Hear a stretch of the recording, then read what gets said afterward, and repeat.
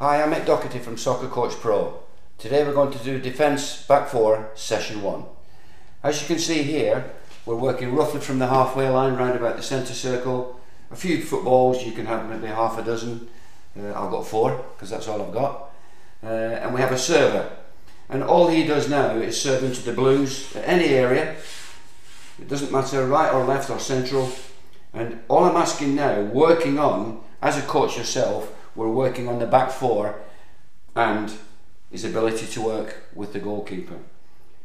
Initially, if the ball is played into a striker, you'll find that the centre half here will go and close down. This leaves a little bit of a problem now for the 2 defenders here, because there's a bit of a gap, a bit of a hole in here. At the moment we have no midfield players making forward runs, so initially it's just a fact of these 4 making sure they keep nice and tight and compact. I'm sure you'll understand that as this happens, as the ball is played into this striker here, the right back should automatically come into that little hole there, the other centre half comes in there, and the left back comes in there, because the major danger is that little gap in there. Because if this centre forward can turn the centre half and play a little ball in there, you've got a serious problem, because it's straight and on goal.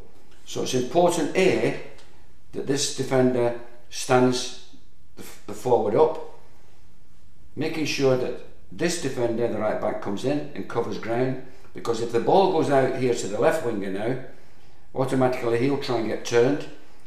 In turn, he then goes automatically to shut the winger down. This centre half should then drop off. This centre half comes across one, so he's marking not only his own man, because he'll be looking to come in here, the left back comes in here also, and automatically you're keeping a nice compact line. And if you keep that little gap of maybe 10, 12 yards between the right back, the 2 centre backs and the left back, you'll be very difficult to break down in terms of a little through ball. So it's important initially that as we start again and we go back to scratch, it's important that you find that A, there's no space allowed for the striker to receive a ball and turn and take you on, because that will pose a problem in itself. So the important factor is, if that ball is played in from midfield or centre back to the striker, this centre half has really got to go tight, and consequently the 2 covers come in very, very quickly and keep compact. If you can make the opposition play wide and square or backwards, as a defensive unit, you are doing a very, very solid job. So if we go back to that 4, and this is how you can develop the session as a coach, you can work on that for 20 minutes, half an hour, until you feel satisfied that the players, the unit, the back 4 are doing their job. They're having conversations with the goalkeeper. If they get a ball wide and they're getting close, that you've got to drop away, can you hold the 18-yard line? Do you need to hold the 18-yard line? And what you'll find then is, as you build the session up, we then have maybe 2 extra attacking midfield players, 1 extra defensive red. So now you've got a 6v5 situation. So now the onus is on the Reds to defend very compactly indeed. The ball might be played in, they'll have a lot of possession.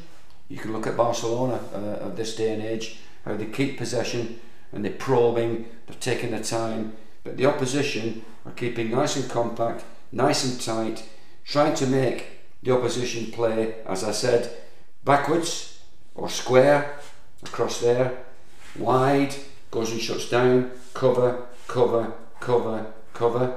If the ball gets played back across again, and back across again, across, across, across, across, across, and you keep that little continuity, that little tightness. It's like a washing line where you're all holding on to it and you keep it nice and tight.